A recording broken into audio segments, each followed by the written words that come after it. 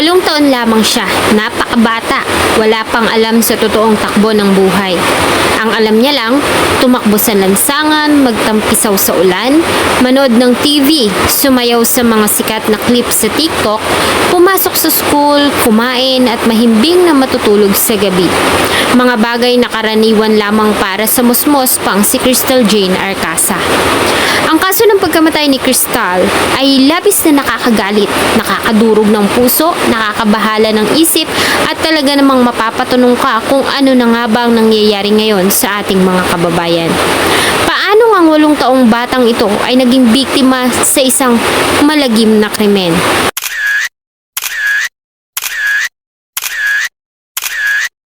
Bago ko po ipagpatuloy ang ating kwento, sa mga bago po sa channel ko at nais sa mga ganitong klase ng kwento ng krimen na nangyayari sa loob at labas ng ating bansa ay maaari pong pakipindot ang ating subscribe button at notification bell para ma-notify kayo pag may mga bago tayong upload na videos.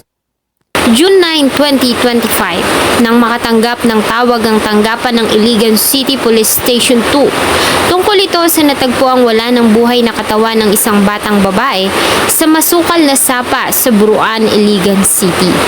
Kasama ang members ng SOCO ay agad nilang pinuntahan ng lugar. May kasukalan ng daan, makakapalang damo, matataas na punong kahoy at nyug, madulas din ang mga daan dahil sa malimit na pag-ulan. Pagdating nila sa isang creek na may sapa at malalaking bato ay doon na nila nakita ang biktima. Kalunos-lunos ang kalagayan nito. Pagana ang katawan ng bata dahil sa nasa advanced decomposition na ang katawan dahil sa ilang araw na rin itong nawawala. Sa kabila ng kalagayan ng katawan ay agad din naman itong nakilala na ang 8 years old pa lamang na batang si Crystal Jane Arcasa.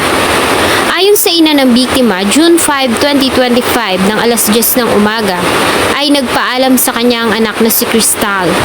Gusto nito sumama sa mga kalaro sa bahay ng pinsan dahil sa maraming bata doon. Bagay na sinang-ayunan niya naman dahil sa palagi naman doon ang kanyang anak. Busy din siya ng mga oras na yon sa mga gawain sa bahay. Kausap ko po, June 5, alas 6 sa umaga. Sabi niya po, pupunta siya sa bahay ng pinsan namin kasi may mga bata doon. Sabi niya, maglalaro daw sila. Mabilis na lumipas ang oras. Kampante siya na okay lang ang anak. Pagsapit ng hapon, ay sinundo niya na ang anak para umuwi. Ngunit ganun na lang ang kanyang pagtataka dahil wala ito doon. At hindi rin nila alam kung saan ito nagpunta. Ayon sa mga pinsan nito, huli nilang nakita si Crystal ng alas 4 ng hapon. Matapos noon ay bigla na lamang itong naglaho at walang nakakaalam kung saan ito nagpunta. Tinawagan ko po dahil sabi nila, pag hanap namin na ng alas 4 ng hapon, sabi ng mga kabarkada niya, mga bata, sabi nila nga, hindi na daw nila nakita si yung anak ko po. Ayon sa ilang mga kapitbahay na kanilang nakausap ay napansin pa nila si Crystal na naligo ng dagat. Subalit hindi naman sila sigurado kung sino-sino ang kasama nito. Lumipas pa ang magdamag, subalit wala pa ding Crystal ang nakauwi sa kanilang bahay.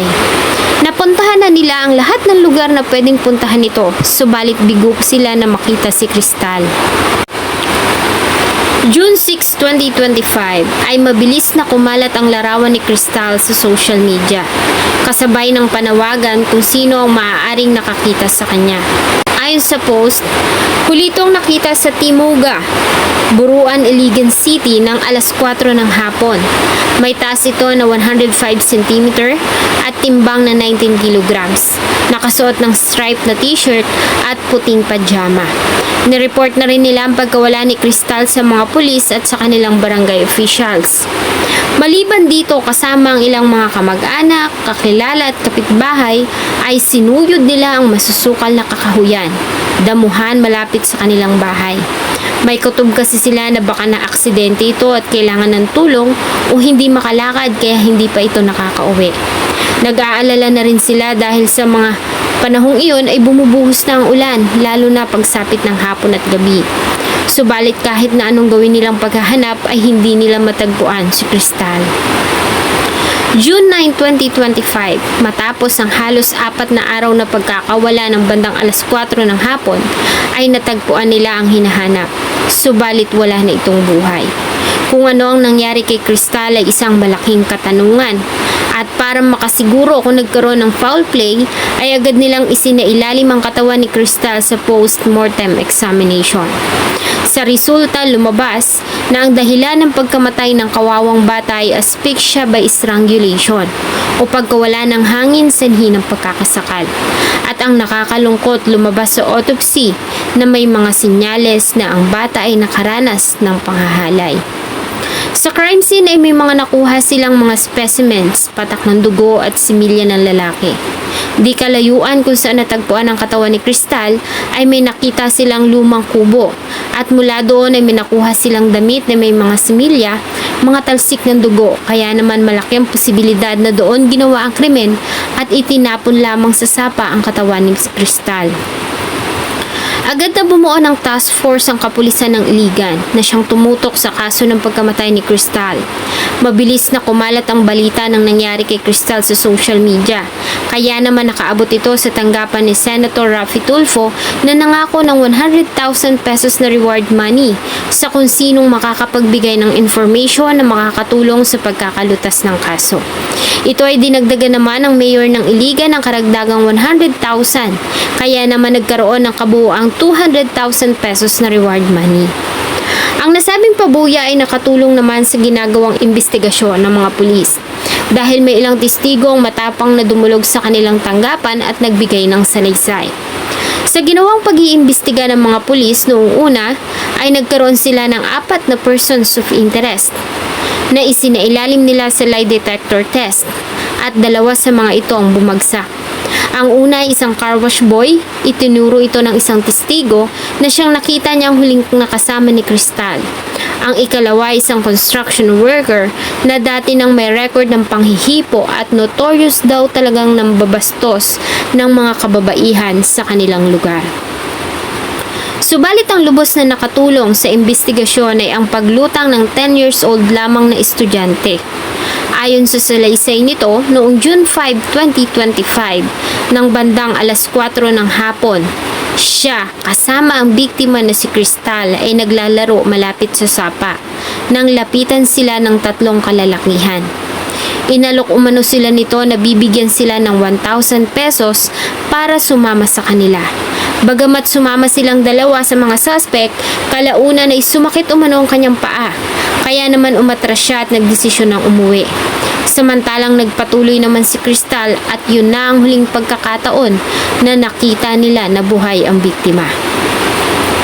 Nang tanungin kung bakit hindi niya sinabi ito agad noong mga panahon na hinahanap pa lang si Cristal, ay sinabi ng witness na natatakot siya at mas pinili na itago ang nalalaman. Mas lalo pa nga siyang natakot nang matagpuan ng wala ng buhay na katawan ng kanyang kababata. Sa tulong ng testigo ay agad na pinangalanan ng 3 mga kalalakihan. Ang 24 years old na si Adrian Canoy Navales, 29 years old na si RJ Cortez Versula at Kevin Pable Malagum. Ang 3 ay agad na sinampahan ng kasong pagpatay sa prosecutor's office ng Iligan City. Kasunod nito ay agad na dinampot ng mga pulis ang mga suspect. 2 sa kanila ay agad na nahuli. Si Adrian Canoy Navales ay nahuli noong June 30, 2025 sa isang pot session. Kasunod nito ay nahuli din nila ang suspect na si RJ Cortez Versula noong July 2, 2025 habang tinutugis pa si Kevin Pableo Malagum. Madiin na itinanggi ng 2 suspect na may kinalaman sila sa krimen. Bagamat hindi naman itong tumugma sa mga ebidensya na nakalap ng mga investigador at salaysay ng mga testigo. Ayon sa mga pulis ay nagkaroon sila ng 6 na mga testigo at ang salaysay ng mga ito ay tumugma sa salaysay ng isa't isa at sa mga nakalap nilang ebidensya. Nag-match din ang mga DNA samples ng mga suspects sa mga DNA na nakuha sa crime scene. Nakita din ang damit na pagmamay-ari ng isang suspect sa crime scene, kaya naman naniniwala ang kapulisan na malakas ang kanilang mga ebidensya na magdidiin sa mga ito. Gayunpaman, ika nga, hanggat hindi pa napapatunayang nagkasala at hindi pa nahahatulan, ang mga suspect ay mananatili pa ring inosente. Subalit kung mapapatunayan na nagkasala, sila naman ay pwedeng maparusahan ng pinakamabigat na parusang habang buhay na pagkakabilanggo at walang possibility na mabigyan ng parole. June 14, 2025 ay inihatid sa kanyang huling himlayan ang katawan ni Cristal matapos na idaan nito sa St. Michael's Cathedral bago siya dinala sa Villaverde Cemetery. Ang mga maaamong mukha at matatamis ng ngiti ni Cristal ay sa mga larawan na lamang masisilayan ng kanyang pamilya. Isa lang naman ang kanilang hiling, ang magkaroon ng hustisya. Ang reward money naman tulad ng pangako ay ibibigay nila sa 10 years old na bata. Ang kalahati nito ay ibibigay sa mga magulang para magamit sa mga pangangailangan ng bata.